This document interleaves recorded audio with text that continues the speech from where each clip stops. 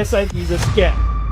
Is that SEBI ने इतना system transparent कर दिया है कि इवन एडवाइजर भी कुछ हाइड करना चाहे, ही कैनॉट हाइड। कि अभी से अगर ऐसे पैसे से पैसा बनाना सीख जाएगा तो आलसी हो जाएगा, संदेह में ध्यान नहीं देगा। कोई लड़का अगर 15-16 साल से इन्वेस्टिंग स्टार्ट कर रहा है ना, तो वो मेरा मानना ऐसा है कि 35 पे वो रिटायर्ड हो जाए। Your advisor not agent. Exactly. So ये डिफरेंस क्या है? कि इंडिया का जो अमृत काल बोलते हैं ना, कि मोदी जी का एक विजन है कि 2047 में India will be the super power. Because ये ऐसा है, अभी जो हमारा डेमोग्राफिक सिचुएशन है ना रवित जी, वो 100-200 साल में एक बार आता है किसी भी कंट्री के लिए।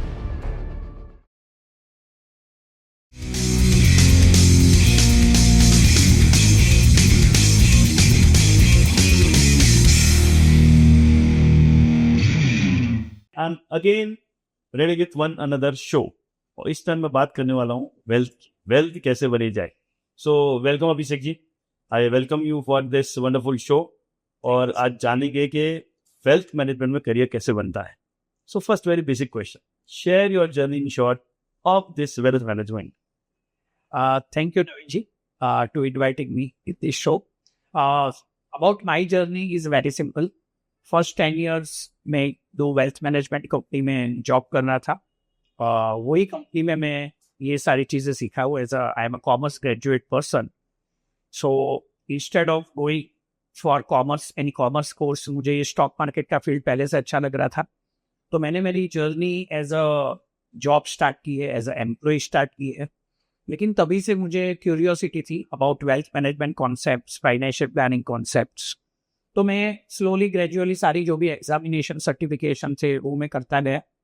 And I feel very exciting, क्योंकि ये एक ही फील्ड ऐसी है जहाँ पे आप पैसा भी कमाते हो और जो पैसा कमाए हैं उससे भी पैसा बना सकते हो। तो मुझे ये बहुत ही एक्साइटिंग लग रहा है।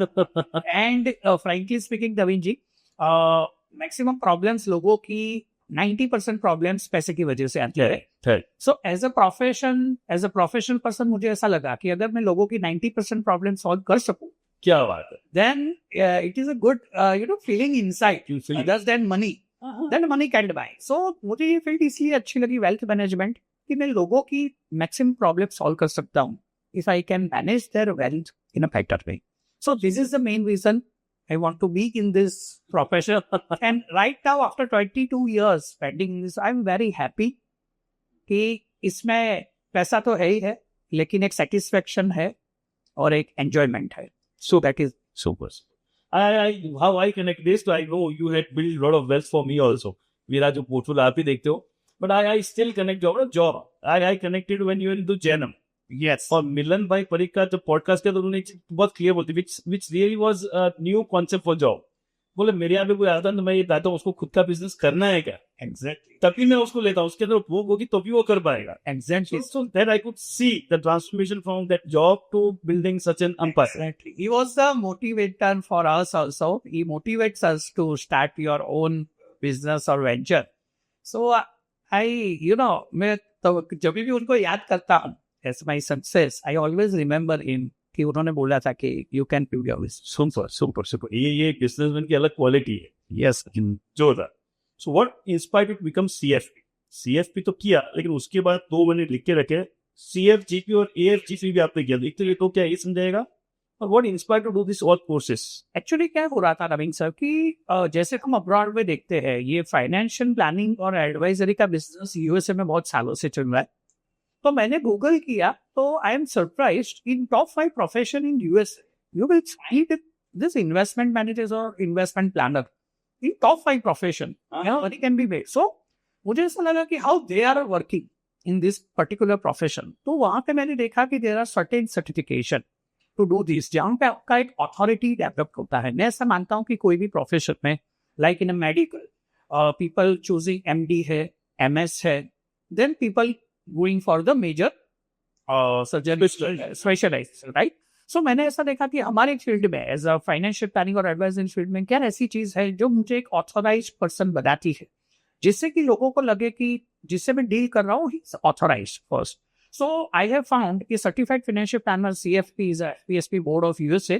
So in 2009-10, so that I have completed my CFP. I am among the top 5 CFP in Surat. Super. So अभी भी इंडिया में 3,500 CFPs है बस yes, only 3,500 CFPs are there in India. So I found अगर मुझे ये profession में client को एक वैल्यू एडिशन करना है, then I have to do this course for better client for me as well as my client. So that inspired me to do CFP because 27 countries में this degree is varied.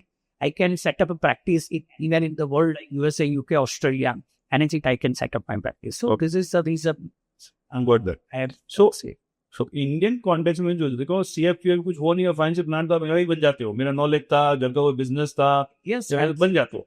What is the differentiation you see having done CFP and certified financial planner and a normal agent? What do you differentiate? See, sir, there are certain softwares by which you can also plan for your clients. But as per my point of view, if you have taken knowledge for that particular domain, then आपका काम करने का जो working है it will change. And majorly जो CFPs होते हैं ना उसमें रिस्क मैनेजमेंट का सब्जेक्ट आता है. And I personally feel investing is all about risk management now in certain. So जब रिस्क मैनेजमेंट की बात आती है ना, then normal agent जो सॉफ्टवेयर से फाइनेंशियल प्लानिंग करते हैं, they are not able to do that. So हम क्या करते हैं, रिस्क मैनेजमेंट से हमारा जर्नी प्रोसेस स्टार्ट होता है. So this is the main reason कि अगर सीएफपी से कोई बंदा ये करता है तो he knows about the risk, और अगर रिस्क पता चलेगा तभी जाके रिटर्न्स बैठेगा. Management is the main. Again very very good thing I am getting कि सिर्फ रिटर्न पर फोकस नहीं है, रिस्क देखे बिना रिटर्न कर रहा हूँ तो कोई दिन डूबूंगा, बट रिस्क देख के अगर रिटर्न देख रहा हूँ then that's a perfect combo. Exactly, sir. So risk adjusted return is a word which I love the most. मैं ऐसा क्लाइंट को बोलता हूँ, don't see returns, see the risk adjusted returns. Wow. So आपको 12-15 साल हो गए इस फील्ड में. How your early experiences shape the financial plan? Sir, see, I have 22 years. 22 years. Oh, 2 year का experience. Sorry for that. Yeah. From 2003, I am into this. And thank you for correcting. So, sorry, 22 year initial stage पे I am also learning. Practical experience होता रहे. You have to work on financial planning deeply. फिर आप जब आप इसको execute करते हो ना, तब ये दिक्कत आती है क्योंकि client की life, financial life, responsibilities change होती है. Client के choices change होते हैं. At that time, आपको वो difficulty आती है in initial time कि आप इसको कैसे मैनेज करोगे ताकि क्लाइंट की जो फाइनेंशियल गोल है वो एनी हाउ अचीव होनी चाहिए, because you are dealing with the uncertainties.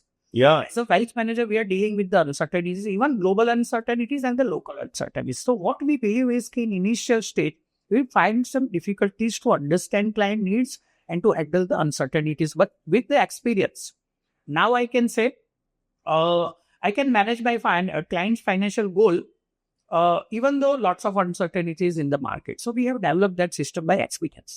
क्या हुआ? So ये मेरे क्या बोलते हैं, जो अनसर्टेनिटी का अलग पूरा एक सेगमेंट में रखा, so I am not taking this right now. Absolutely. किसी वो तो बहुत फिजिकल लग रहा है, बहुत फिजिकल लग रहा है. मैंने अभी को जो वॉर सिचुएशन है वर्ल्ड में जो चल रहा है, तो वेरी क्रिटिकल सिचुएशन, तो उसके ऊपर अलग से बात करेंगे. Right now so inception of ethics your company. Yes. So what's the vision behind it? एक तो क्या अभिषेक अकेला चला था, and now building a company. So what changed from Abhishek alone to the Ethicus, and what's the vision behind this Ethicus? See, sir, I am looking for a good company to form. Because my vision is to launch an IPO after some time. So always I am looking for some name for my venture. But the very practical difficulty is there. We cannot take dictionary word for a private limited company. So I am looking for a company name from very long time. मेरा जो basic value system है, it is based on the ethics. So I want some name on the basis of ethics. So फिर I have found on internet some Greek word ethos, which has meaning of ethics. So then we have just launched our company Ethicus Wealth Private Limited. The vision behind is very simple. I want to, become a financial educator, become a financial planner on the worldwide. This is my vision. Ethicus company will help me to grow on my vision. What I feel is. And then amazing thing, बोलते ना health और wealth में ethical teacher मिल जाए तो आपके बल्ले बल्ले हो जाए. Exactly. सिखाने वाले बहुत मिल जाए, तो एथिकल मिलना बहुत जरूरी है. So that is the root of this whole concept. And my slogan is wealth rooted in ethics is my slogan. So I have selected slogan according to that because anything is very important. As you said, sir, health and wealth, ethic is very important. So now it's a very, very well established word.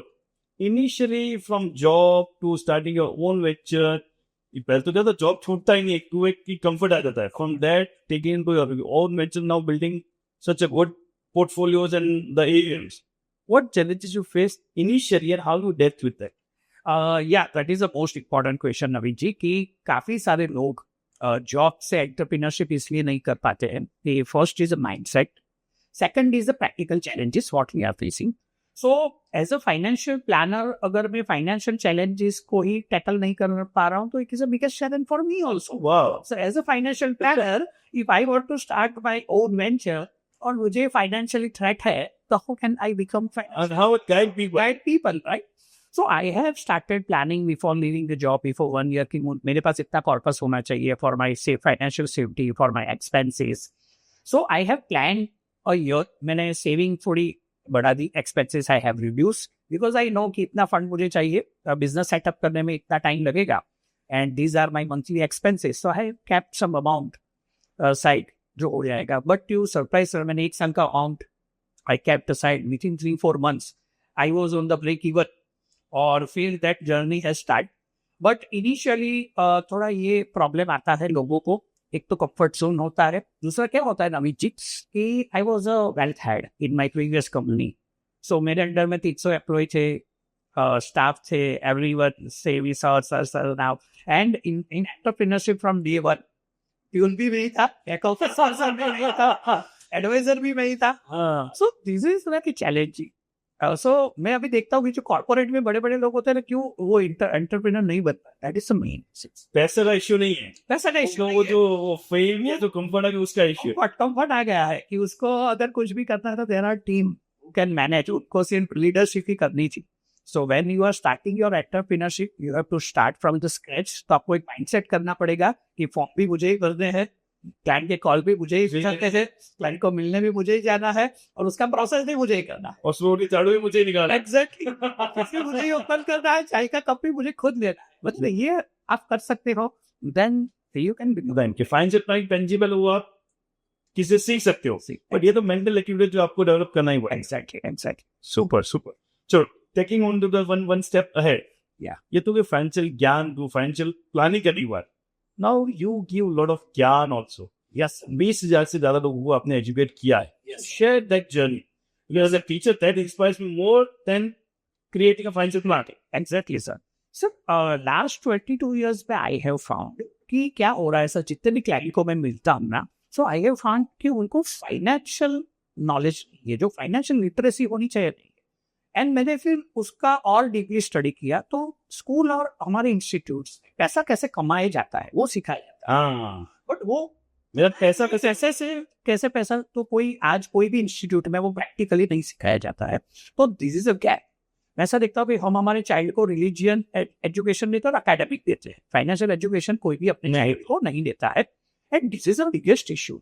तो मुझे ऐसा लगा कि if I can take this initiative as a financial educator, then I can change so many people's life. Because दो भी problem है नवीन sir अभी, lake of knowledge की वजह से. पैसा तो सबके पास, बट हर लोग पैसे से पैसा नहीं बना पाते हैं. So problem is about financial literacy. तो वो फिर मैंने एक इनिशिएटिव लिया कि मुझे मैक्सिमम लोगों को फाइनेंशियली लिटरेट करना है. अगर लोग जितना जल्दी फाइनेंशियली लिटरेट हो जाएंगे उतना जल्दी उनको बेनिफिट मिलेगा. तो जैसे मैं इनिशियल जो सेशन लेता था ना नवीन, तो उसमें एक कॉमन फीडबैक आता था. पता कि कोई अगर 45 ईयर का बंदा बैठा हुआ है ना, वो लास्ट में मुझे बोलता था कि अभिषेक भाई 15 साल पहले really shocking for me.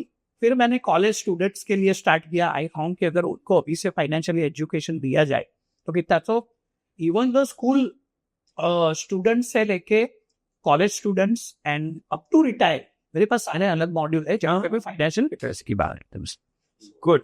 So when you go to deliver that talk, yes sir, अलग तरह का ऑडियंस है, सबकी अलग अलग नीड है. कॉलेज वाले की अलग नीड है, स्कूल वाले की अलग है, 45 साल की अलग और रिटायर की अलग है. How you cater those need in a single?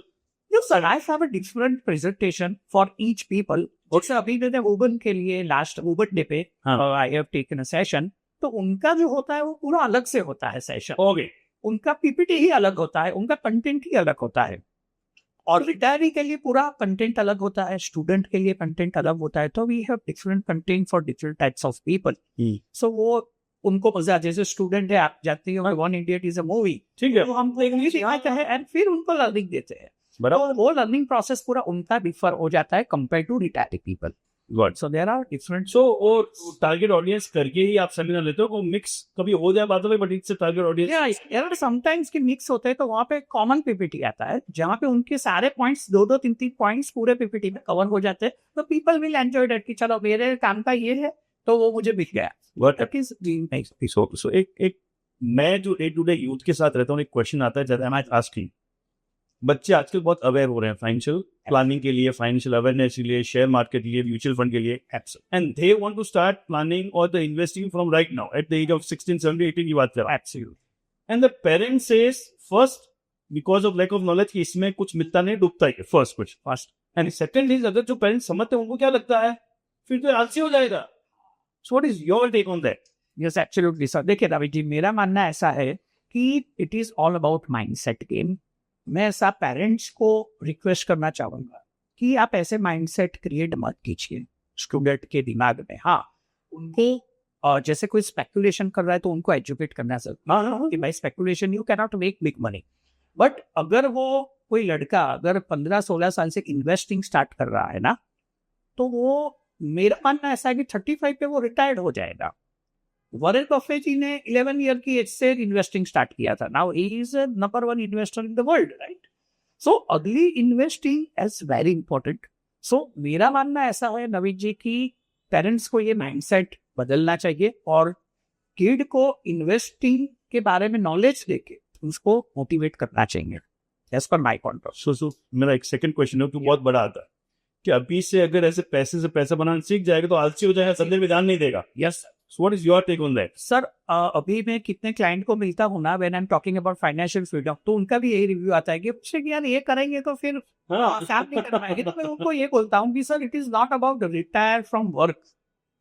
Financial freedom is about कि आपका जो एक्सपेंसेस है it should be taken care bye passive income that you can live a balance life. तो मैं क्लाइंट को ऐसा बोलता हूँ कि मैं ऐसा काम तो मेरी खुद भी करने वाला है is not about we are, but क्या करना है कि हमारी लाइफ के जो अदर एरियाज है लाइक हेल्थ, रिलेशनशिप, उनको भी बैलेंस करना है हमको। अगर वो बैलेंस करना है तो हमको फाइनेंशियली फ्री होना पड़ेगा, थोड़ा उसमें से निकलना पड़ेगा, then only we can balance our life. So मैं ऐसा बोलता हूँ कि life balance is also very important, पर अकेले पैसे कमा के हम नहीं अचीव हो सकते।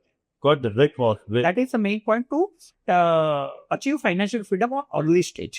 Got that. So इतने सेमिनार आप लेते हैं, उसमें कोई एक आधा कोई मेमोरेबल मोमेंट आप शेयर करना चाहेंगे from the seminar, from the teaching? Sir basically moment के बारे में बताओ तो डिफरेंट मोमेंट्स होते हैं, डिफरेंट एक्सपीरियंसेस होते हैं लोगों के, बट मुझे इतना समझ में आता है कि उनसे उनकी फाइनेंशियल लाइफ ट्रांसफॉर्म हो रही है। तो जो फीडबैक मुझे आता है ना, उससे पता चलता है कि he can identify his financial mistakes, कि मैंने प्रीवियसली क्या क्या मिस्टेक की है। देन ही शेयर कि अरे यार अभिषेक ये कर दिए, मुझे नॉलेज नहीं था उस टाइम, अभी से मैं ये करूंगा। अच्छा, मैं मेरी फाइनेंशियल प्लानिंग करूंगा, मैं डिटेल प्लानिंग करूंगा, मैं रिस्क को समझूंगा, मैं प्रोडक्ट को एनालाइज करूंगा, मैं अपना जो भी बजटिंग है वो प्रॉपर करूंगा। So there are so many feedbacks, मुझे ऐसा लगता है कि जो उसकी फाइनेंशियल लाइफ ट्रांसफॉर्म कर सकते हैं। So there are so many feedbacks I have received. So there are many incidents कि जहाँ पे लोग ऐसा बोलते हैं कि चलो जो हो गया, we will start from here the financial management से, लेट्स रोल एंड मैं वापस पूरा देखने का, वहाँ से मैं बाकी का स्टार्ट करूँगा। सो मैंने जितना आपके बारे में सुना है, समझा है, now you want to explore the whole education arena of financing. Yes, can you elaborate on that? अभी तक तो वो इधर उधर सेमिनार लिए हैं, but properly you want to start something education arena में काम करना चाहते, what is your idea on that? Right sir. Sir, अभी एक Ethicus Academy करके, that is my second venture, Ethicus Wealth and Ethicus Academy. In Ethicus Academy, the core focus and purpose is to educate financially all kind of people like students, retiree, जो भी मैं sessions लेता हूँ, it will be a certified sessions. और अभी मेरा एक mission मैंने बना दिया है कि I want to educate more and more people. So that's why I'm looking कि मेरा एक institute टाइप ऑफ मुझे एक बनाना है, ठीक है, एकेडमी को इतना बड़ा करना है कि जिसमें different types of subject I will cater. It is not about only wealth management. किसी को टेक्निकल एनालिसिस सीखना है, किसी को फंडामेंटल एनालिसिस सीखना है, but it is basically all about finance. So I want to make this big Ethicals Academy. और उसमें I will invite the different faculties also. So वो मेरा वो पूरा प्लानिंग है जिसको मैं अभी slowly gradually execute करूंगा. And then so Ethicals Academy will be my next. And really huge need. जब बोला ना वो मतलब बेसिक कंपाउंड इंटरेस्ट पता नहीं है, बाकी सारी तो टेक्निकल फाइनेंशियल बात तो छोड़ेगी. And if you can educate people, उससे बेटर और कुछ हो नहीं सकता. Exactly. सर इसमें मेन चीज ये आती है कि जो लोग अभी फंस जाते हैं, वो we will discuss about in scam. That is the main reason, क्योंकि उनको फाइनेंशियल नॉलेज ही नहीं. कोई बंदा ऐसा बोलेगा I will give you 30% guaranteed return, that he will give money. So I how you can give money at 30% वो भी guarantee 30% is practically possible. So मुझे ऐसा लगता है by financial education we can save lot of people from this kind of scams. और मैंने ऐसा देखा है कि सब लोगों की लाइफ की कैपिटल जीरो हो जाती है ये स्कैम में. सो आई वांट मुझे बहुत ही, जब मेरा क्लाइंट कोई शेयर करता है ना, नवीन जी कि अभिषेक इसमें लगाया था पैसा चला गया, तो मैं शॉक्ड. फिर मैं उसके साथ बैठ के थोड़ा इंट्रोस्पेक्ट करता हूँ कि क्या सोच के उन्होंने ये बताया, आपने कभी भी कैलकुलेट नहीं किया कि what ROI is offering you. Is it practically your businessman, is it practically possible कि ये ROI आपको मिल सकती है? How you can give this big chunk of money? So वो बहुत ही हर्ट करता है. तो आई हैव डिसाइडेड कि फाइनेंशियल एजुकेशन में मुझे ये सारी चीजें भी इंक्लूड करनी है कि आप फाइनेंशियल स्कैम को इनिशियली कैसे आइडेंटिफाई कर सकते हो. So this is by and I am starting to launch one helpline also, कि अगर कहीं पे भी आपको इन्वेस्टिंग करनी है, if you have something doubt you can ask on that helpline कि भाई ये जो स्कीम है is it proper or not, कि क्या लग रहा है. So we are going to start that helpline. Sure. And I am personally taking care of every queries on that particular time. Sure. My clients. Super. So you'll save a lot of people from such scams. Scams. Yes, sir. Yes. एक बार काफी time से आपको एक word से जाना है, मेरा wealth plan. Yeah, now you're also written book on that. Yes. So share about that. What is Mera Wealth Plan? Sir, initially it was by initial concept जहाँ पे मुझे हेल्थ वेल्थ और विजडम पे काम करना था. तो I have launch one program called मेरा वेल्थ प्लान, जहाँ पे मैं वेल्थ प्लानिंग करता हूँ बेसिकली. सो मेरा wealth plan was my initial setup, जहाँ पे वेल्थ का पूरा प्लानिंग होता है. एक प्लानिंग करके हम क्लाइंट को देते हैं ऑन दैट पर्टिकुलर सब्जेक्ट. मैंने बुक भी लिखी है और बुक में जो मैं फाइनेंशियली एजुकेशन बाय सेमिनार देता हूँ वही सारी चीज मेरे 22 ईयर का एक्सपीरियंस मैंने बुक में लिया है. So basically it's a book on the wealth management. Super. Got. So जो फाइनेंशियल एजुकेशन बात चले उसमें how you promote financial literacy amongst undeserved communities. कुछ कम्युनिटीज जिसको फाइनेंस पता ही नहीं है, फाइनेंस का सुनना है, तो उन तक कैसे आप अपने ये फाइनेंशियल एजुकेशन पहुंचाते हैं? ग्रेट क्वेश्चन अभिजीत जी. अभी हम उसमें क्या करते हैं नवीन जी कि मेरे काफी सारे क्लाइंट्स ऐसे हैं कि जिनके वहाँ लेबर क्लास काम करते हैं, कि जो लो सैलराइड पीपल है, तो हम उनको रिक्वेस्ट करते हैं कि सर उनको भी एक फाइनेंशियल एजुकेशन की जरूरत है.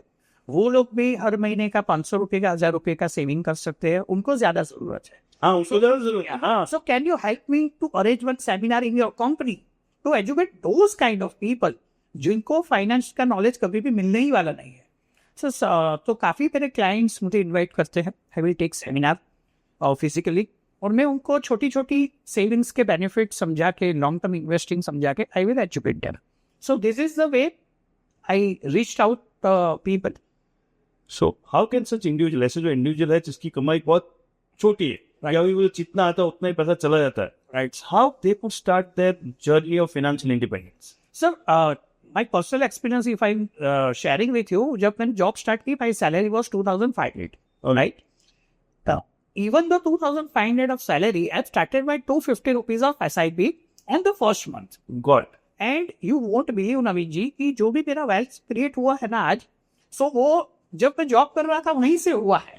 So what I feel is कि whatever your earning is, if you can start only with the small amount you can create a huge wealth. So मुझे ऐसा लग रहा है कि आज किसी की कमाई 5,000, 10,000, 15,000, 20,000 भी है, he can easily start his investing journey by small amount.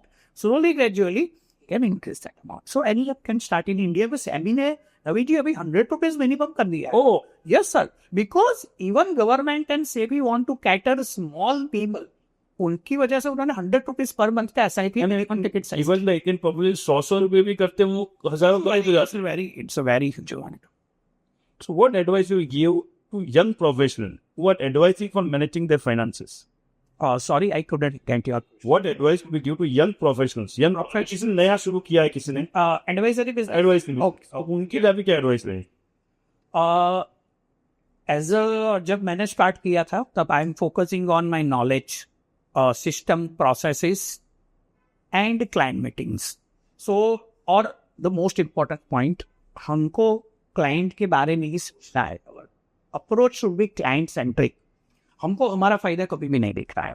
Short term में आपको ऐसा लगेगा कि यार ये हमारा फायदा नहीं हो रहा है, सिर्फ क्लाइंट को हो रहा है. बट फ्रेंकली स्पीकिंग नबीन जी, मैंने मेरी करियर में 22 ईयर करेक्ट ऑलवेज एक ही चीज़ माइंड में रखी कि मेरे क्लाइंट के ये सही क्या है, एंड आज उसका बेनिफिट मुझे मिल रहा है, वो एथिक का बेनिफिट मुझे मिल रहा है, तो प्रैक्टिस एथिकल करनी है.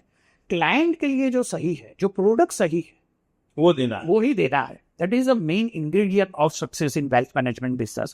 If you become client centering from day one, then your growth will be In this, in super.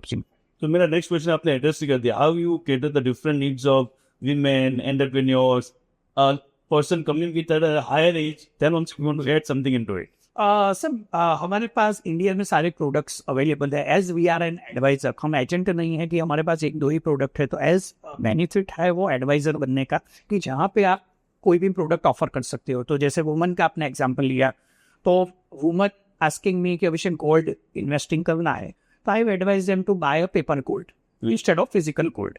सो क्या है कि हमारे पास ETF भी है, सिल्वर ETF भी है, तो we can easily guide them to accumulate gold on the monthly basis even from ETF or via mutual funds.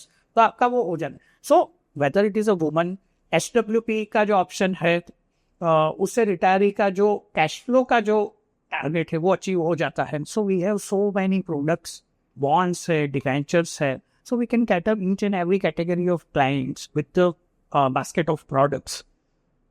So इस पूरे कन्वर्सेशन में स्टार्टिंग में वर्ड यूज किया, CFP और एजेंट का आपने डिफरेंस समझाया था. अभी आपने बोला यार एडवाइजर नॉट एजेंट. Exactly. सो ये डिफरेंस क्या है फ्रॉम दिस पर्सपेक्टिव? या सर वही चीज है कि जैसे आप समझो एक केमिस्ट है और एक एमडी फिजिशियन है. Okay. वो दोनों में डिफरेंस क्या है? केमिस्ट का काम कैसा है कि वो सिर्फ प्रोडक्ट बेचता है, he will not advice you. Okay. Doctor क्या करता है, पहले आपको पूरा रिपोर्ट आपका निकालेगा, आपको पूरा एग्जामिन करेगा और आपको जो प्रॉब्लम है उसी की मेडिसिन लिख के देगा. So there is a difference between agent and advisor कि हमारा काम क्या है, क्लाइंट को पहले समझना है, उसकी नीड आइडेंटिफाई करनी है और जो प्रोडक्ट सूटेबल है वही उसको देना है. क्योंकि दवाई सारी अच्छी है नवीन जी, लेकिन अगर आपको सर दर्द है तो पेट की दवाई आपको काम नहीं लगने वाली है. तो एजेंट मॉडल में क्या होता है, उसके पास जो एजेंसी है ओनली दे आर ट्राइंग उसकी बात करेगा. हाँ. वेदर वो प्रोडक्ट आपके लिए सूटेबल है नहीं, आपकी नीड नहीं है, फिर भी वही प्रोडक्ट उसको देना पड़ेगा. इस पे लिमिटेशंस हैं. As an advisor there is no limitations. जो क्लाइंट की नीड है, मेरे पास क्लाइंट अगर आता है उसकी नीड कुछ डिफरेंट है, तो वही प्रोडक्ट मुझे सजेस्ट कर. एग्जैक्ट. वो very very super analogy, doctor and the chemist. Doctor and the chemist, yes. Super. So, what are some core principles that guide in your planning for the wealth for your clients? Some core principles. Core principle first is Naveen ji risk management. My core principle, कभी भी मैं client का जो भी planning करता हूँ वो उसकी नीड और रिस्क को देख के करता हूँ. देन उसको जो प्रॉपरली गाइड करना है, फाइनेंशियल एजुकेट करना है. तो ये क्या होता है नवीन जी कि इंडिया में बहुत सारे लोग स्टॉक मार्केट में आते हैं, but will find very few people जिन्होंने बड़ा वेल्थ बनाया है. तो स्टॉक मार्केट में आना बहुत ही ईजी है, लेकिन उससे वेल्थ बनाना उतना ही डिफिकल्ट है. जैसे जिम में लोग जाते हैं, 1 महीना करते हैं, 2 महीना करते हैं, very few people can Really work only at health. For the health, right. So wealth में भी यही सिचुएशन है. तो इनिशियली अब क्लाइंट को ट्राई करते हैं कि जितना उसको एजुकेट कर सके, जितना उसको वॉलेटिलिटी समझा सके, रिस्क समझा सके, उतना वो लॉन्ग टर्म टिकेगा.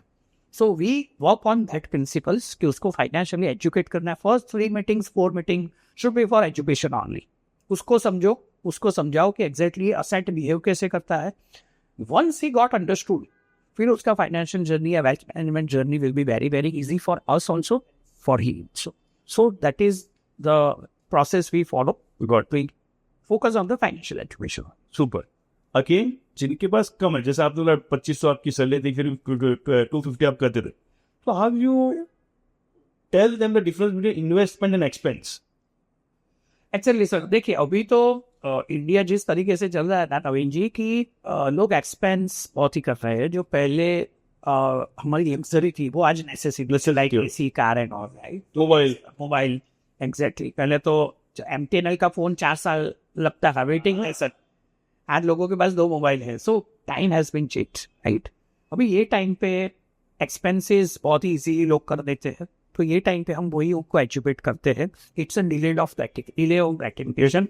थोड़ा आप अगर सेविंग करोगे इन्वेस्ट करोगे तो फ्यूचर की जो अनसर्टेनिटी है उसको आप अच्छे से हैंडल कर पाओगे. If you spend everything today then future will be difficult. तो नवी जी ऐसा क्या होता है कि कई बार 5-6 साल में ना क्लाइंट को मैं कई बार समझाने जाता हूँ. वो बोलता है कि अभिषेक भाई जो होगा वो देखा जाएगा. Don't tell me about investing. मुझे इतना नहीं करता है. जो होगा वो देखा जाएगा. आफ्टर 5-6 years रवि जी से क्लाइंट टेलिंग मी अभिषेक अच्छा होता. नहीं अभिषेक एक बात बताओ. मैंने बोलिए सर ये जो हो रहा था वो देखा नहीं जाता. सो पॉइंट इज कि यही सर है कि अगर हम एक हैबिट और कोरोना में सबको एक्सपीरियंस हो गया Ramit ji. Corona is a biggest learning. Risk management के बारे में, इंश्योरेंस के बारे में एंड द इन्वेस्टिंग के बारे में कि अगर किसी ने बचाया है तो उसको उतना स्ट्रेस नहीं आया है. बट किसी के पास उतनी कैपिटल नहीं थी. There people feel stress. It is very important to save. Expense आप कीजिए. लाइफ भी है इंपॉर्टेंट है. Expenses are important but you should have your financial plan कि कितना मुझे सेविंग करना है for my basic financial goals. बाकी का आप स्पेंड कर So, पहले वो निकालो फिर बचाओ खर्चा कैसे हो. सो इक्वेशन शुड बी वो कॉमन इक्वेशन है. Income minus investing is equal to expense. वो अगर इक्वेशन किसी के माइंड में हो जाता है देन उसको फाइनेंशियली प्रॉब्लम्स आने की प्रोबेबिलिटी बहुत कम हो जाती है इन फ्यूचर. एक आप गोल बेस्ड प्लानिंग करते हो. जैसे मेरा वेल्थ प्लान है, गोल बेस्ड प्लानिंग करते हो. तो वो गोल बेस्ड प्लान है. मेरा एक प्लान है. आई am asking simple my question कि मेरे पास किस टाइम पे इतना करोड़ रुपया होना चाहिए, इतना मेरा किटी होना चाहिए और उसके लिए एक अमाउंट मुझे इन्वेस्ट करना पड़ेगा. उतना अमाउंट मेरे पास है नहीं. Then how you suggest, how you plan that type of goal. Right sir. So in CFP में sir there are process of financial planning. वो हमारा 5 स्टेप का नॉर्मल प्रोसेस है जिसमें हम पहले इमरजेंसी प्लानिंग करते हो, फिर रिस्क मैनेजमेंट करते हो, then retirement planning, goal planning and succession planning. So planning का इंपॉर्टेंस क्यों है कि जैसे रवि जी अगर हम 10 दिन के लिए कहीं घूमने जाएंगे तो हम पूरा प्लानिंग करेंगे. कहाँ पे जाएंगे, कौन सी होटल में रुकेंगे, कहाँ पे जाएंगे, इवन कौन से कपड़े पहनेंगे, कौन से दिन उसका. वहाँ तो जब प्लानिंग होता है. सो मैं ऐसा मानता हूँ कि लाइफ की आपकी इतनी इंपॉर्टेंट जर्नी है तो उसका भी आपको प्लानिंग करना चाहिए. तो हम प्रोसेस में सिंपली क्या करते हैं कि क्लाइंट्स के डेटा कलेक्ट करते हैं कि what are your financial goals right. उसके ऊपर से पूरा फाइनेंशियल प्लान डिजाइन बन गया. ठीक है. और फिर वो फाइनेंशियल प्लान को एग्जीक्यूट हम प्रैक्टिकली कैसे करना है. We work of the time. So क्या होता है कि फाइनेंशियल प्लानिंग का एक अमाउंट निकल के आता है कि इतना अमाउंट अपने को करना है. तो जितना भी क्लाइंट का अभी ये लाइफ टाइम पे अगर वो जितना मैनेज कर सकता है we start from that amount. Okay. And फिर स्लोली ग्रेजुअली ऐसा प्लान करते हैं कि पूरा फाइनेंशियल प्लानिंग हम एग्जीक्यूट कर पाए.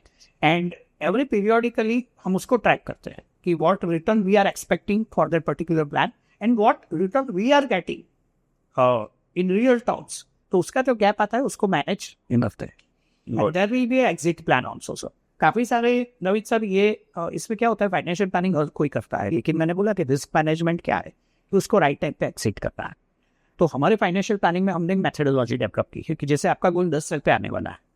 सो अगर आपका इक्विटी एसेट है अगर आप उसको 10th ईयर तक होल्ड करते हो और उसका टारगेट टूट गया. हाँ उस टाइम अगर कोरोना जैसा इवेंट आ गया जैसे मार्च में आया था किसी का एजुकेशन में गोल है मार्केट हैज फॉलन बाय 40%. तो हम उसको एग्जांपल देते हैं कि सर जैसे हाईवे पे जाते हैं ना तो अगर हम फर्स्ट लेन पे जा रहे हैं 120 पे और अब अगर हमको लेफ्ट टर्न लेना है तो हम क्या करेंगे. सीधा मारेंगे कि पहले सेकंड लेन पे लेंगे, थर्ड लेन पे लेंगे, then we will take the left turn right. Same philosophy investing पे एप्लीकेबल होती है कि आपका अगर गोल 10 साल का है तो 8वें साल से या 9वें साल से आपको वो इक्विटी से पैसा बैलेंस में कर देना है, बैलेंस में से डेट में करना है. So at the time of goal अगर मार्केट में कुछ भी बड़ी वॉलेटिलिटी आए then your goal will not be met. So that is risk management also. So that is the risk management. जो CFP में हमारा ये सारी चीजें डिटेल में इंक्लूड होती है कि कैसे आपको क्लाइंट के गोल को 100% सेव करना है in what ever the condition. Client का गोल 10% डाइल्यूट हो नॉट मोर देन 5-10% डाइल्यूट नहीं होना चाहिए. सो these are some theories कि जहाँ पे हम माइक्रो लेवल पे काम. So आगे बढ़ूँ उसके पहले जो मुझे आपके साथ मजा आ रहा है ना ये टॉक में वो ये है फाइनेंस के क्वेश्चन के रियल लाइफ के एग्जाम्पल डॉक्टर एंड केमिस्ट, अभी ये हाईवे का एक्सीडेंट, तो तुरंत ऐसे समझ में लगा this how it is to be accident. So how does this diversification importance in the financial plan? As per my point of view, Ravin sir, asset allocation is the key for financial success. What is asset allocation? Asset allocation, yeah, exactly. Asset allocation means कि आपके अगर 100 rupees है, वो आपको कैसे diversified करना है.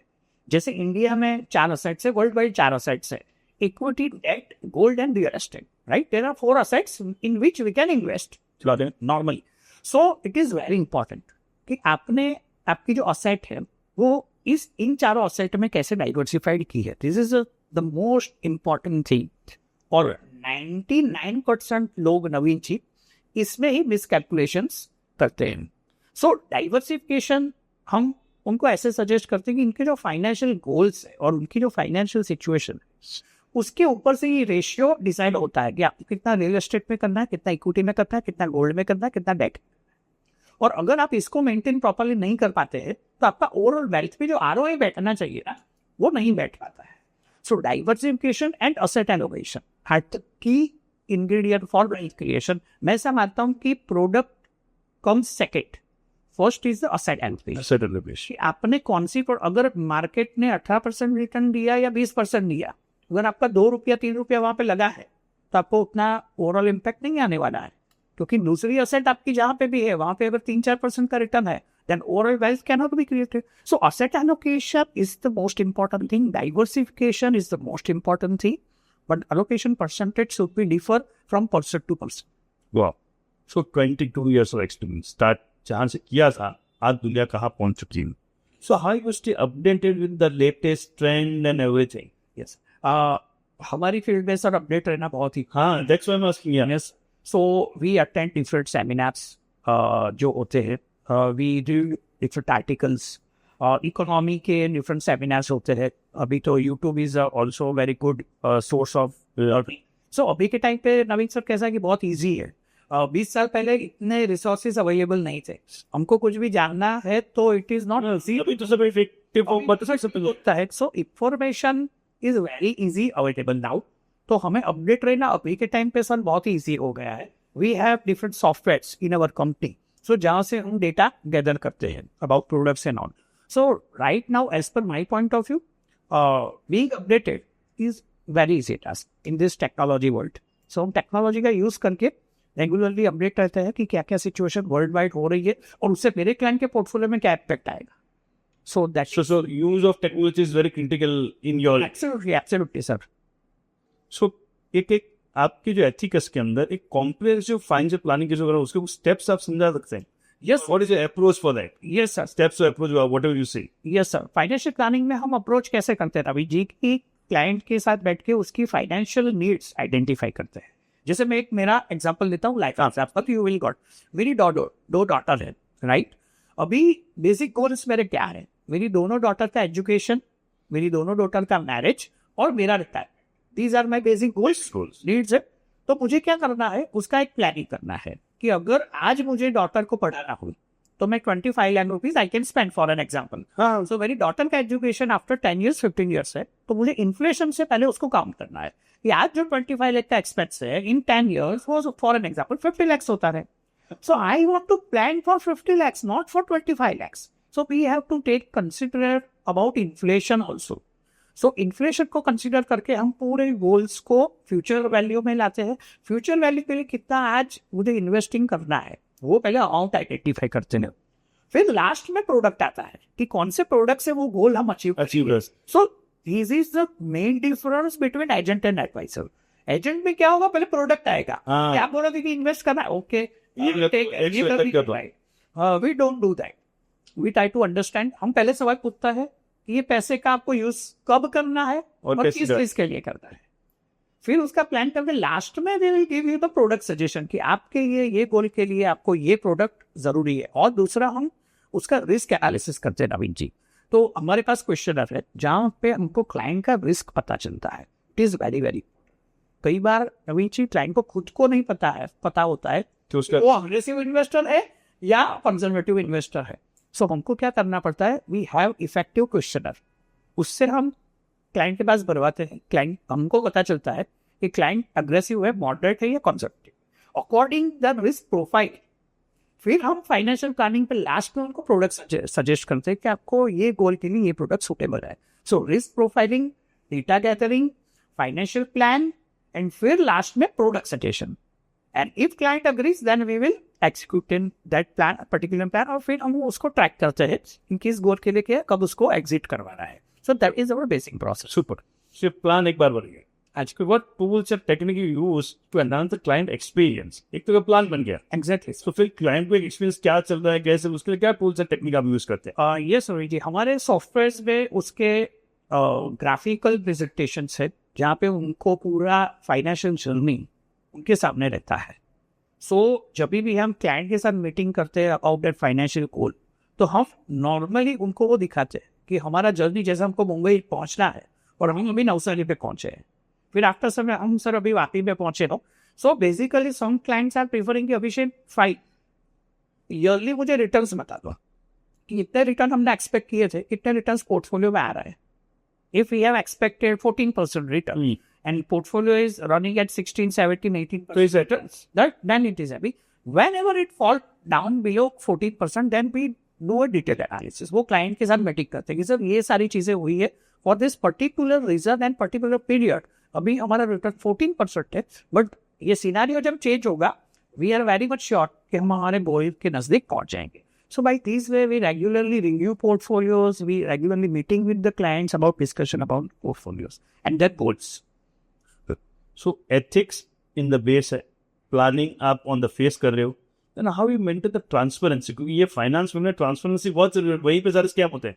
So how you keep the transparency going between you and the client? Right, sir. SEBI ने हमारे लिए बहुत ही ईजी कर दिया है सर कि सेबी सारे प्रोडक्ट में इतनी ट्रांसपेरेंसी मैन्युफैक्चरर के पास मांगता है, जैसे म्यूचुअल फंड है या पीएमएस है, तो यू वोट भी उनको डेली सेबी को रिपोर्ट करना Daily. Daily. And even you can Google पे आप देख सकते हो, गूगल करके कि मेरा पैसा पर्टिकुलर फंड में या पर्टिकुलर पीएमएस में कहाँ पे लगा है, मुझे कितना चार्जेस लग रहा है, फंड मैनेजर का बेंचमार्क कौन सा है, उसका अल्फा कितना है. सो फंड मैनेजर का भी निकाल सकते हो. हाँ जी, क्योंकि वो बेंचमार्क से जितना आउट परफॉर्म करेगा that's your fund manager alpha. तो क्या कर दिया सर, सेबी ने इतना सिस्टम ट्रांसपेरेंट कर दिया है कि इवन एडवाइजर भी कुछ हाइड करना चाहे, ही कैन नॉट हाइड. आपके फंड में कितना एक्सपेंस लग रहा है आपको गूगल पे 1 सेकंड पे दिख जाएगा. तो I can not hide anything. So everything is transparent by SEBI. तो वही चीज हम क्लाइंट को भी समझाते हैं कि if you want to know कि मेरा एक फंड में पैसा अभिषेक कहाँ पे लगा है और कितने परसेंटेज पे लगा है, तो आपको वो करना है. दूसरा सेबी ने कर दिया है कि आपको चेक कंपनी के नाम का ही देना है, तो Okay. वो एक सेफ्टी हो गई है सर.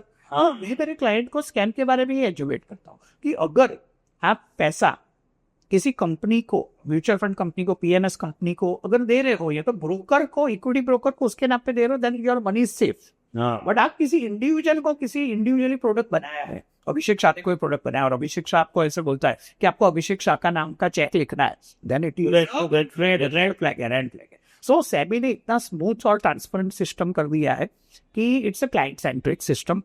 और I hats off to SEBI regular जो उनके चेंजेस आते हैं then all related to investor benefit. So जैसे एक्सपेंसेस पहले बहुत ही ज्यादा हुआ करते थे, now SEBI has reduced the expense. कि सेबी को ये पता है कि अगर ये इंडस्ट्री को स्केलिंग करना है तो इन्वेस्टर का फायदा होना चाहिए. होना ही. सो किसी भी इंडस्ट्री के किसी भी इंडस्ट्री पे तो सेबी वही स्टेप्स लेते हैं जो इन्वेस्टर के लिए बेनिफिशियल होता है. वी हैव टू फॉलो दो स्टेप्स. तो वो हमारे लिए बहुत ही इजी है as a ethical practice maintain करना, because SEBI is with us.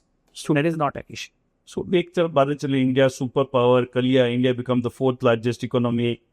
So how this financial planning industry evolving in India in this uncertain time, and what you see the future? So this is a very interesting. So अभी भी India में आप देखोगे ना नवीन जी, तो unique 6 crore mutual fund के folio में out of 150 crore 6 crore only 6 crore only 6 को Oh, depend. Yes, unique folios मतलब 4%, around 4%, 5%. कोई कर. So there is a huge scope. अभी भी equity as an asset, people not having more than 10% in that particular portfolio investing assets. So वहाँ पे भी scope है, right. Compare to US developed economies, वहाँ पे म्यूचुअल फंड और GDP is 65%. Oh, and India it is not even 10%. So I found कि it's a huge opportunity as an financial advisor also in India. क्योंकि अभी जो financial adviser है वो आप पॉपुलेशन के कंपेयर में करेंगे तो इट इज वेरी मिनिमल. तो मुझे ऐसा लग रहा है कि this industry and this profession बहुत ही आगे जाता है यहाँ से. Huge gap. Huge gap. I get 5%, 50%, 60% is a huge gap. It's a huge gap. So this is just starting. मुझे तो ऐसा लगता है नवीन जी कि इंडिया का जो अमृत काल बोलते हैं ना कि मोदी जी का एक विजन है कि 2047 में India will be the super power, right. So मैं अभी जस्ट एक कैलकुलेशन कर रहा था कि क्यों ऐसा बोल रहे हैं, क्योंकि अभी तक तो इंडिया में 5 साल का मैक्सिमम प्लानिंग होता था, 5 ईयर प्रोग्राम. कई बार तो 1-1 साल के भी प्लानिंग होते हैं उसके पहले. तो ये बंदे ने 25 साल का प्लानिंग कैसे करते? So I gone through the entire document कि क्या वो अमृतकाल क्यों बोल रहे हैं, and I'm very much surprised the way they are looking India after 25 years. So economy का उनका टारगेट $30 trillion है, which we are standing at $4 trillion right now. So अगर मैं पास्ट की हिस्ट्री से भी निफ्टी को कैलकुलेट करता हूँ ना अभी तो 8 लाख आता है. तो अभी मैं बोलूंगा ना तो लोगों को लगेगा ये पागल हो गया क्योंकि आज 25,000 का निफ्टी और 1 लाख का और 8 लाख है. लेकिन आई कैन प्रूव मैथमेटिकली कि how it can be reach 8 lakh. और अगर जो प्रीवियसली यूएस, जापान और चाइना में हुआ है एट दिस स्टेज कि जहां पे आज इंडिया खड़ा है वहां पे भी वो लोग एक टाइम पे खड़े थे. सर 15% की जगह में अगर 19% एक प्रीमियम आता है ना, निफ्टी कैन बी 13 लाख. मेरा ऐसा पर्सनली मानना है Nifty can be somewhere around 8 lakh to 13 lakh. Mathematically and practically it is possible. So Amritkaal का जो पूरा डॉक्यूमेंट है ना, it is very interesting to study. I request everyone you should study that. सब क्या बात है, सिर्फ सुनते हैं अमृतकाल, बट व्हाई? मैंने कुछ पहली बार क्यों अमृतकाल बोल रहे हैं सर? बिकॉज ये ऐसा है, अभी जो हमारा डेमोग्राफिक सिचुएशन है ना रवि जी, वो 100-200 साल में एक बार आता है किसी भी कंट्री के लिए. Sir 60 crore is a working population. Average India का एज है वो 27-30 है. तो उससे होगा क्या? लोग कमाने वाले ज्यादा है, डिपेंडेंट. और जब लोग कमाएंगे तो वो स्पेंड करेंगे. जब स्पेंड करेंगे तभी इकोनॉमी चलेगी. सो दिस इज जो आज इंडिया जो सिचुएशन में है ना सर, 100-200 साल लग जाते हैं ये सिचुएशन में आने में. It is a demographic change. और जब ऐसे चेंजेस प्रीवियसली आए थे यूएस, चाइना, और वहां से the 25 year of gold market will be that. So मुझे सेम सिचुएशन आज लग रहा है कि इंडिया, अभी हम कल देखा कि it's a 4th largest economy, Germany को बीट करेगी तो इट्स अ 3rd लार्जेस्ट. सो इस next 20-25 years I personally very bullish on India कि इंडिया का growth story just started. And कोई पॉलिटिकल पार्टी कोई भी आ रहे, एज पर माई पर्सन, ठीक है, ये ग्रोथ स्टोरी विल नॉट क्योंकि वो कंडीशन ऐसी है. कंडीशन ऐसी है ना कि आज कोई भी पॉलिटिक्स लोग ऐसा सवाल पूछते हैं बात कि विजन ये है तो ये है. मुझे ऐसा लग रहा है कि मैं उनको एक ही सवाल पूछता हूँ कि सर कोई भी होगा प्राइम मिनिस्टर, क्या आप स्पेंडिंग स्टॉप करेंगे? आप ऐसा करेंगे? नहीं करेंगे. तो मैंने ऐसा बोला कि ये कब स्टॉप होगा पता है? जब 150 करोड़ की पॉपुलेशन जब साधु बन जाएगी या दीक्षा ले लेगी ना, तब आप ऐसे सुनोगे इंडिया प्रैक्टिकली होने, और तब पैसे की जरूरत भी नहीं पड़ने वाली है. So what I am trying to say is कि इंडिया का growth story has been just started and it will be a very very unbelievable story will be unfolding in next 20 years as per my person. क्या बात है ये, मतलब I learn lot in the podcast. मैंने कुछ अमृतकाल जो जुमला है पहली बार पता चला, उसके बेस पे पूरा एक डॉक्यूमेंट है. Why is going to be the It's a very written planned document by government. उनको ऐसा है कि 2047 में जब 100 year independence सेलिब्रेट करते होंगे तब our economy should be $30 trillion. So $30 trillion और यूएस का इकोनॉमी है. So they are targeting the super power in next 25 years. And उसके काफी सारे लॉजिकल एक्सप्लेनेशन दिए है कि why they are looking this super power. So this is super. So how this technology and AI has changed the product delivery with the clients? Yes, sir. Information, sir. Artificial intelligence से help ये हो गई है to getting the summarized information will be very very easy. But as per my point of view, जो wealth management का profession है वो उनको है ना इमोशंस के साथ डील करता है एज एन एडवाइस, क्योंकि IQ की जगह पे EQ का इम्पोर्टेंस ज्यादा वेल्थ मैनेजमेंट में ज्यादा. Exactly. So as per my point of view कि AI can help at some level, but अगर किसी को बड़ा वेल्थ क्रिएट करता है ना तो एक एडवाइसर का होना बहुत ही जरूरी है वो because in the emotional journey only advisor can हाँ। Help him to stay invested. क्योंकि यार देखो ना, हमारे महाभारत में Krishna was there for with Arjun, तो अर्जुन को कुछ सिखाने की जरूरत तो थी नहीं, बट जब कौरव के साथ लड़ना था ना, उसके भाई के साथ लड़ना था, तो उसको इमोशन हर्ट होंगे, he cannot do that. Then role of Krishna वहां पे आता है कि भाई तुझे क्या करना है, कैसे करना है। तो when we see successful people ना, उनके पास एक अच्छा मेंटर या एडवाइजर होता है, Sachin Tendulkar. So what I personally feel is technology cannot replace that advisor. Super. ये है ना, मेरा एक वो दोस्त है जो फाइनेंशियल बताऊँ, हमेशा एक चीज बोलता है, बोले जब लॉस होता है ना तो हम उसमें गड्ढा खोद के रखते हैं, रुकते ही नहीं है कि वापस आएंगे। और जब प्रॉफिट होता है 20% होता लगता है फटाफट फ्री हो जाओ। सो कहता है advisor role can be very very critical, कि भाई लॉस होता है तो स्टॉप लॉस लगा, और प्रॉफिट होता है तो देन यू शुड कंटिन्यू। और दूसरा नवीन जी, एक साइकोलॉजिकल स्टडी हुआ है कि लोग है ना बहुत बड़ा सोच नहीं सकते हैं, वो साइकोलॉजिकल प्रॉब्लम है लोगों का। तो हम ऐसा एज अ फाइनेंशियल एडवाइजर बोलते हैं कि आप प्रॉफिट मत देखो, आप है ना नंबर ऑफ टाइम्स में पैसा बनाना है। वेल्थ कहाँ पे बनती है? Number of times number of times पे जब आपका पैसा बनेगा। लोगों को क्या लगता है पैसा डबल होगा, अभिषेक निकाल देना, डबल होगा, उससे ज्यादा क्या होगा? वो sir, it is not about doubling money, it is about 100 times, 200 times, 300 times we need to think. जो इंडिया में हुआ है, if you can check the data of last 30, 25 to 30 years, number of times में पैसा बना है। लेकिन when people are thinking, वो नहीं बता पाता। दूसरा जो आपने एग्जांपल दिया लॉस का, उसमें क्या होता है नवीन जी की बचपन से हमको लॉस करना सिखाया रही है, राइट।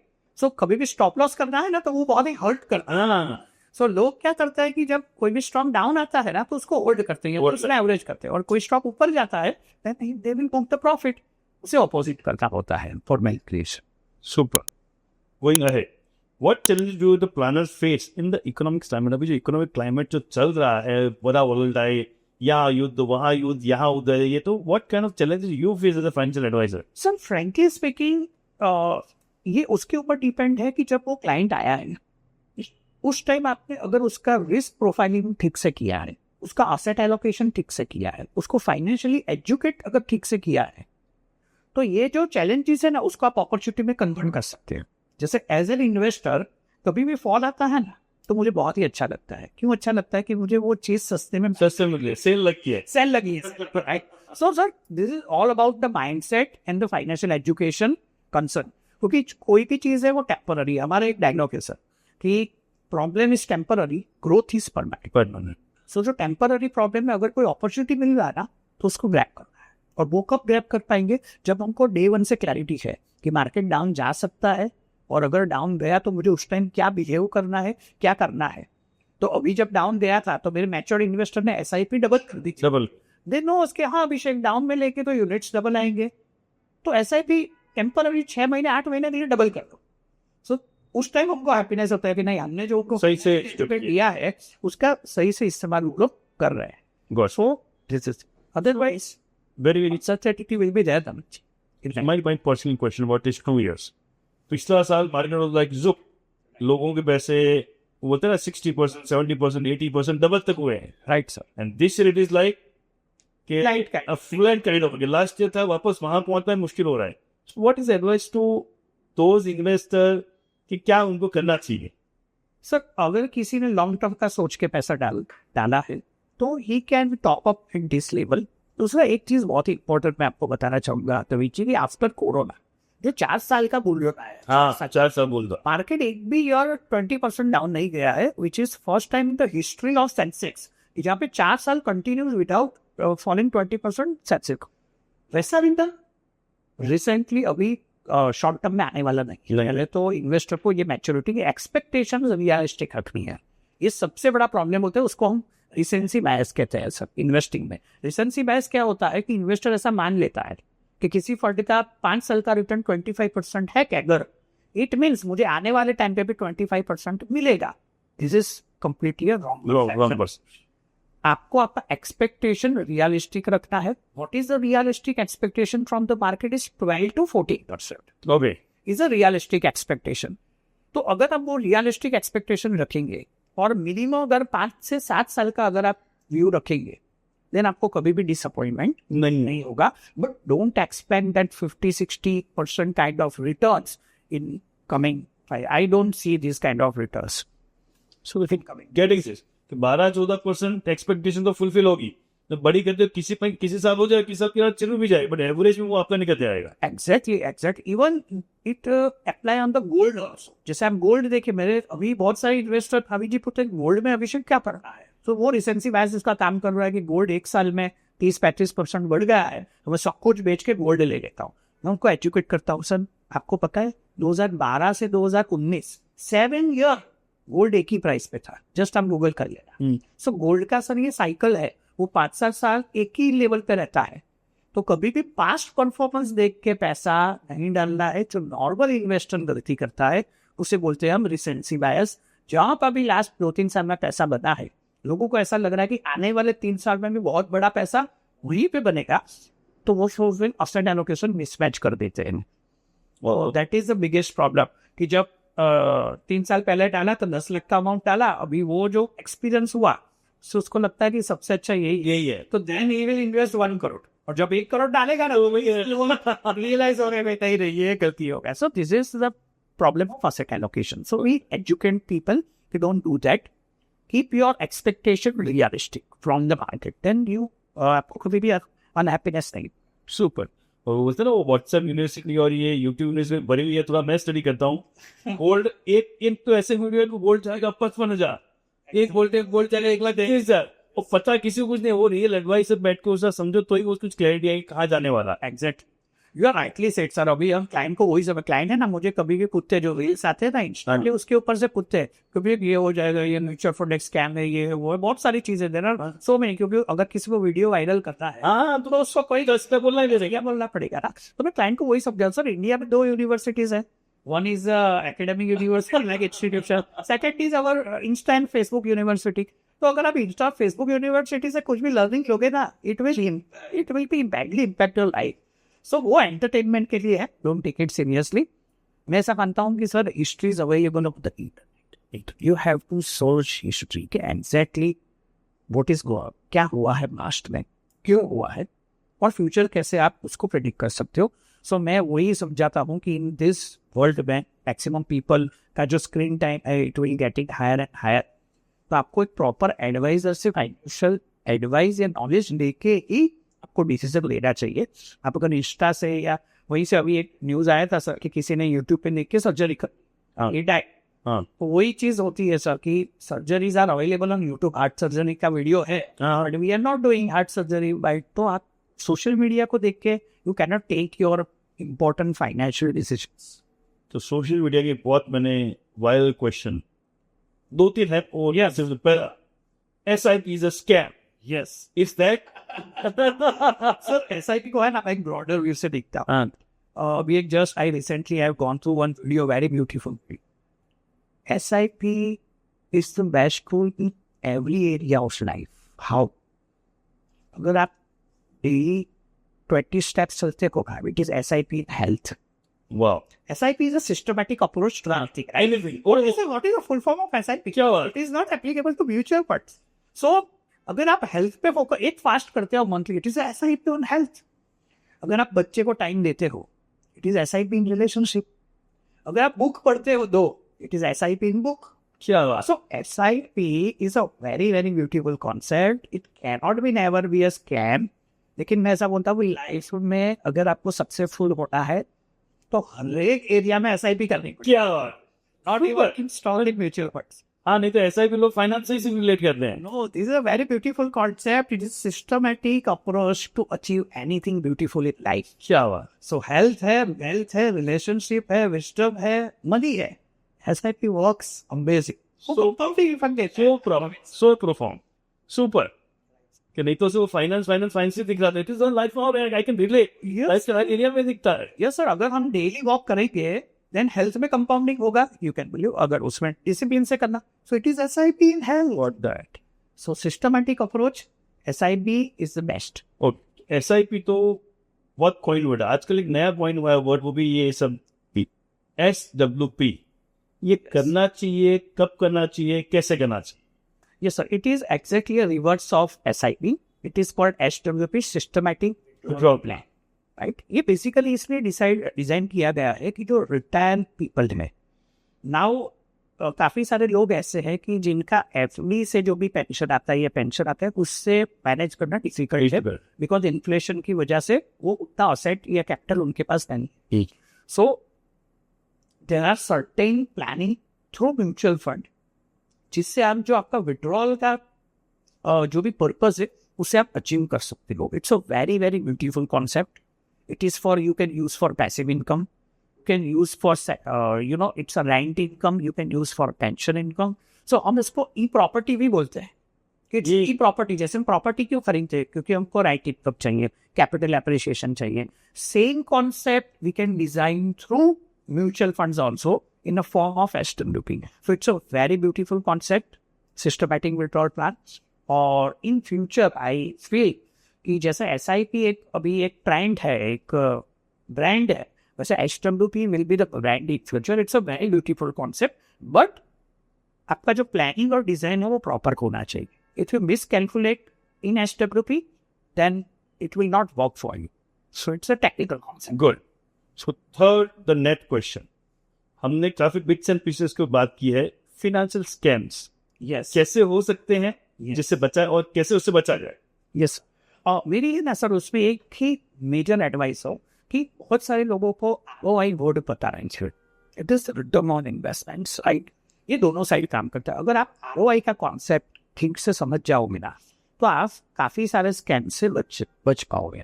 अभी ROI कैसे है कि मेरे क्लाइंट ने सर अभी बोला कि अभिषेक मैंने प्रॉपर्टी में 10 लाख रुपीज इन्वेस्ट किए थे before 25 years back, today is 1 crore. So beautiful, so easy, was so happy, so बस यू ना हो गया करो. just ground. So I just asked a simple question, sir. It is good, fine, fantastic. But do you know the ROI of that particular investment? वो बोला कि what is ROI अभिषेक? 10 लाख का 1 crore. हाँ. अभी उसके आगे क्या देखना है? हाँ. फिर मैंने सिंपल उनको एक्सेल से समझाया what is a ROI. तो ROI was 9.6%, right? So मैंने बोला 9.6 is good. Good. It's not bad. But you should know the ROI of your particular investment. Same way in any scam. If someone offer you 2% a year or 1.5% a year of guaranteed income or double money in 1 year, 2 year, 3 year, this kind of scam is running. आपको सिर्फ वही देखना है, if we guarantee you double in a year, it's ROI of 100%. तो bank से 10% का loan मिलता है तो वो क्यों नहीं कर लेगा? अगर उसको 100% मिल रहा है तो हाँ, और मेरे से पैसा क्यों मांग रहे? there is a right question. So first person should know ROI, कि उनका ROI क्या है. उससे उनको डाउट होना चाहिए कि भाई FD का ROI 6% है, PPF का 7% है, गोल्ड का 10% है, सेंसेक्स का 14% है. तो वो हमको पता है कि this is a basic ROI. उसके ऊपर कोई भी ROI गारंटीड आपको ऑफर करना है then it can be a scam, red alert. दूसरा, उसका जो स्ट्रक्चर है प्रोडक्ट का वो क्या है, whether it is a SEBI approved और whether it is Okay. If it is not SEBI approved structure, अगर आपका चेक किसी कंपनी, इंडिविजुअल कंपनी या पर्सन के नाम से वो जा रहा है, that it might be a red alert. So SEBI का रूल बहुत ही clear. If you want to invest, you have to write a check in the mutual fund company, PMS company or a broker name only. So these are 2, 3, 5 checkpoints we can put before doing investment. So हम काफी सारे लोग उससे बच सकते हैं, ऐसा मेरा मानना है. और सबसे इम्पोर्टेंट सर, ग्रीड इज वो बोलते हैं ना हमारे में कहावत है, लोभिया हो क्या दूध का animal. Sir this is a basic thing कि you have to control your greed. मेरा ऐसा मानता है 22 years का as a professional career, there is no shortcut sir making money. कोई भी शॉर्टकट दुनिया में अवेलेबल नहीं है. और अगर आपको कुछ शॉर्टकट दिख रहा है ना तो उसमें बहुत सारा रिस्क इन्वॉल्व हो सकता है. सो ऑलवेज रिस्क को पहले देखिए, फिर आप रिटर्न्स को देखिए, because capital is very important. अगर आपका कैपिटल ही आपने गवा दिया है तो वो समझो आप गेट से बाहर हो गए और वेल्थ क्रिएशन की. So protection of capital should be the first priority, then the second will be returns. So as a financial advisor we always suggest focus on risk first, कि क्या रिस्क हम उठा रहे हैं. That is good. सो आपके जो अब तक की कन्वर्सेशन में जो लोग या 2-4 वाली जो बात बोली, तो 12-14-15% का एक्सपेक्टेशन लेके चलो, उसके ऊपर मिल गया तो बोनस. बट कोई उसके ऊपर एक्सॉर्बिटेंट अगर कोई प्रॉमिस कर रहा है, then there is a red flag. Absolutely there is a red flag. और 12-14 भी कहां पे मिल रहा है sir? The listed good companies will give you 12-14, not individual person. वो भी एक समझना है. अगर कोई इंडिविजुअल पर्सन आपको बोल रहा है 1% a month, then it's you should think on it. कि भाई वो इंडिविजुअल पर्सन है। हाँ, रिलायंस इंडस्ट्री वो देश 12% पे ग्रो कर रही है ना, तो वो आपको गूगल पे देख रहा है, उसका balance sheets are available.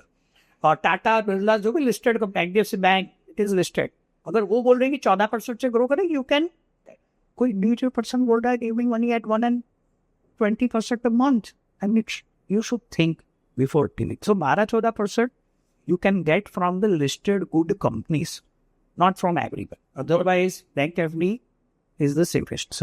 Good.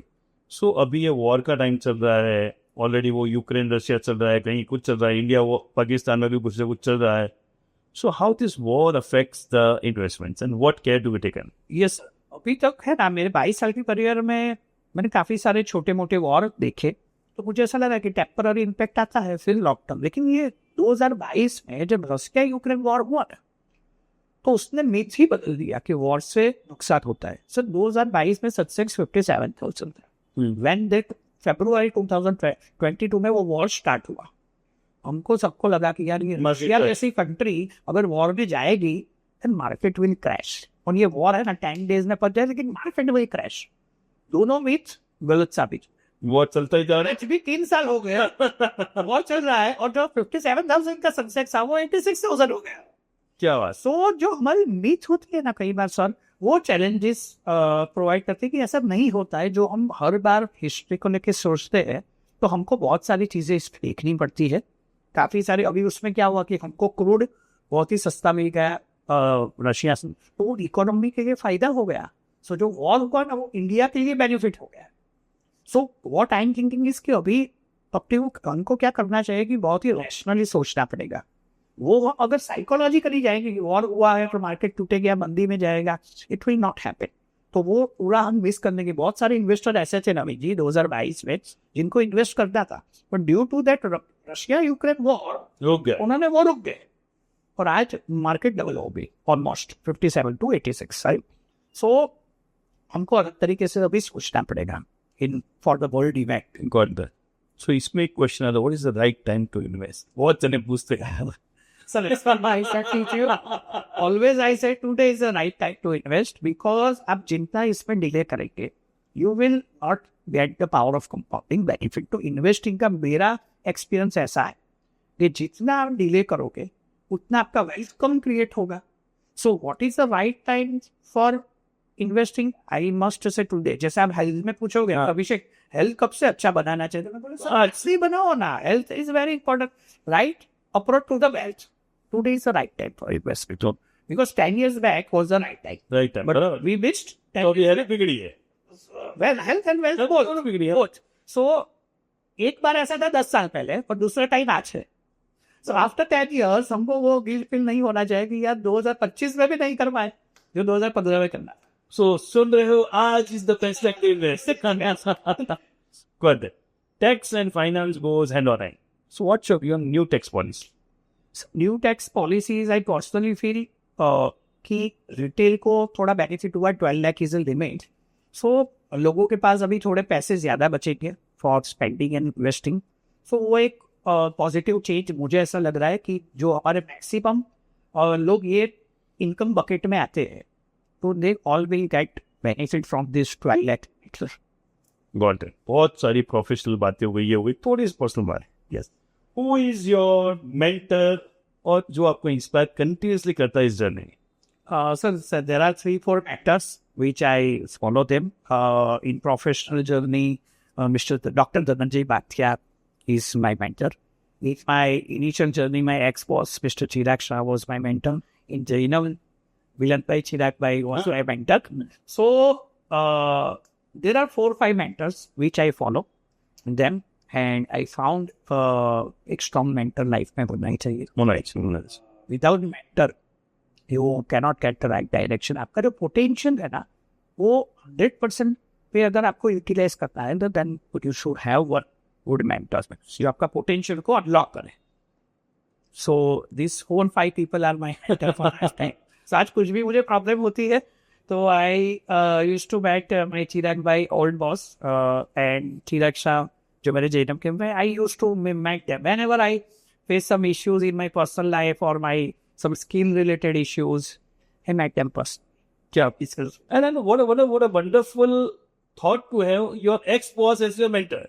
Usually होता है अरे वो छोड़ दिया मतलब वो तो कोई war हो गया.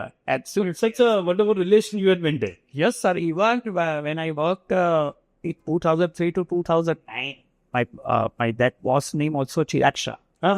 So today we have a very strong relationship, even though.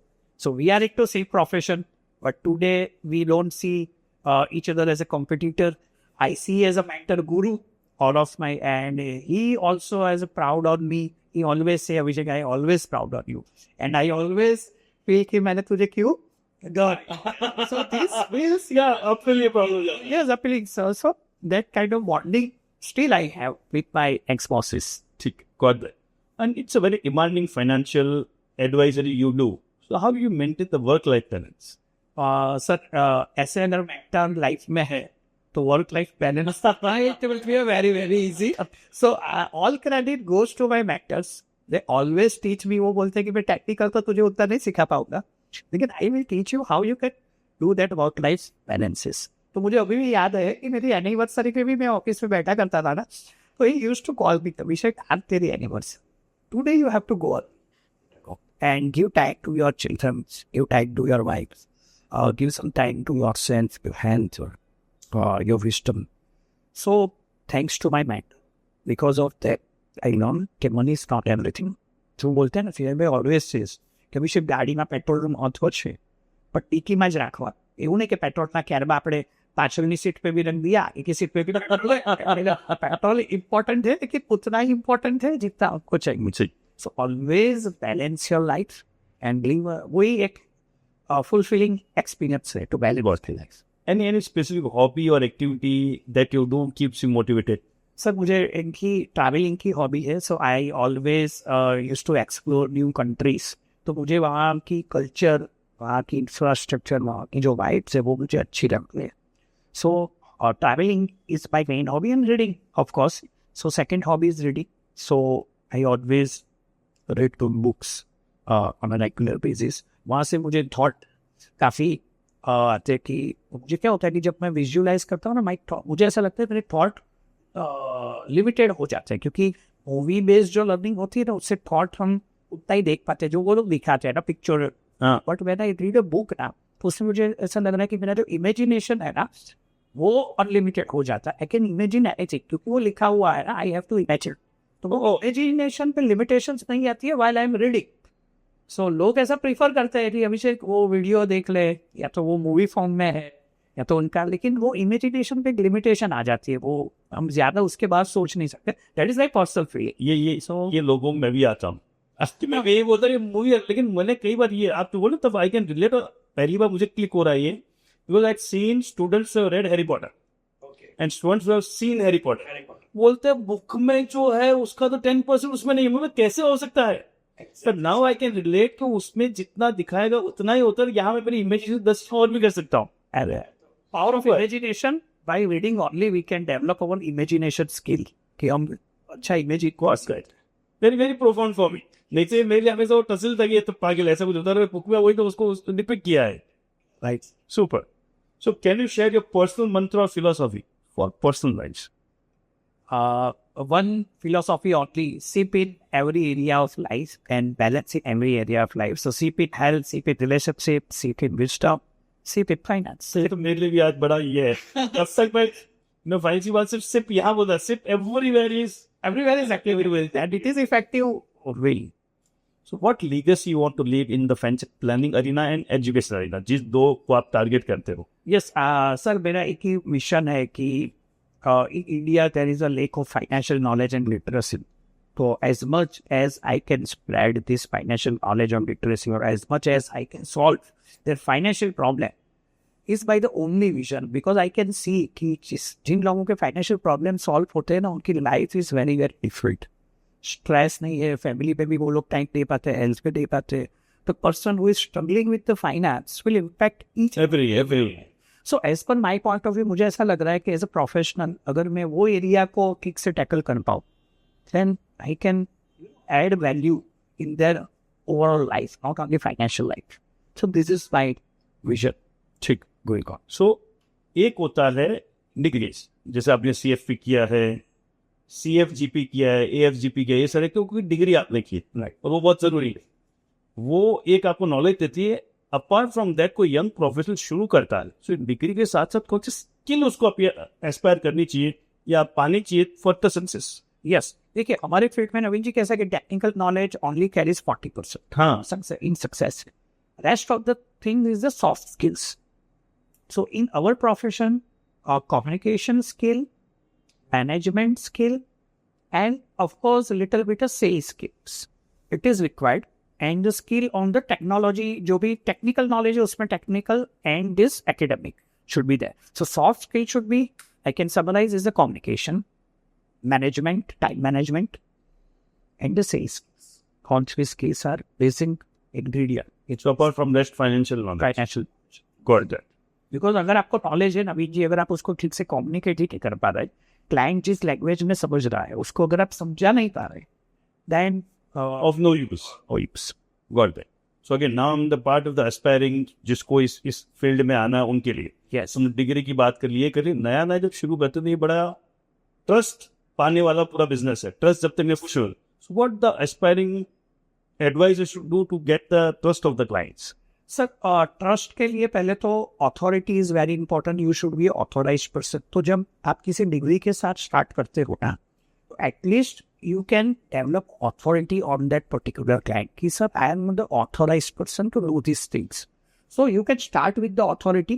Then अगर आप client centric approach रखोगे तो slowly and gradually client will trust. उनको पता चल जाएगा कि भाई ये अपने फायदे की बात करने के लिए नहीं आया है, ये मेरे अच्छे के लिए आया है.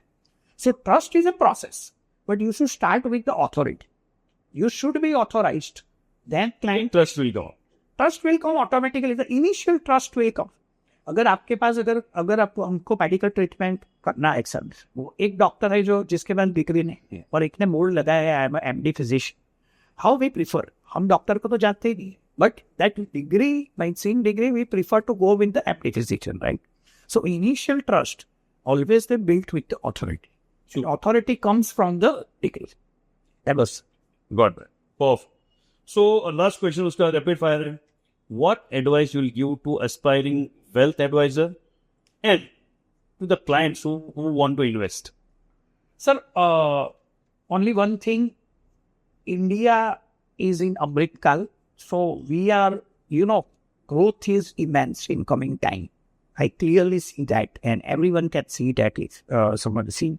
So, मुझे ऐसा लग रहा है कि as a wealth management profession also will grow with the income growth. अगर इंडिया की इनकम बढ़ेगी तो wealth managers की रिक्वायरमेंट बढ़ेगी.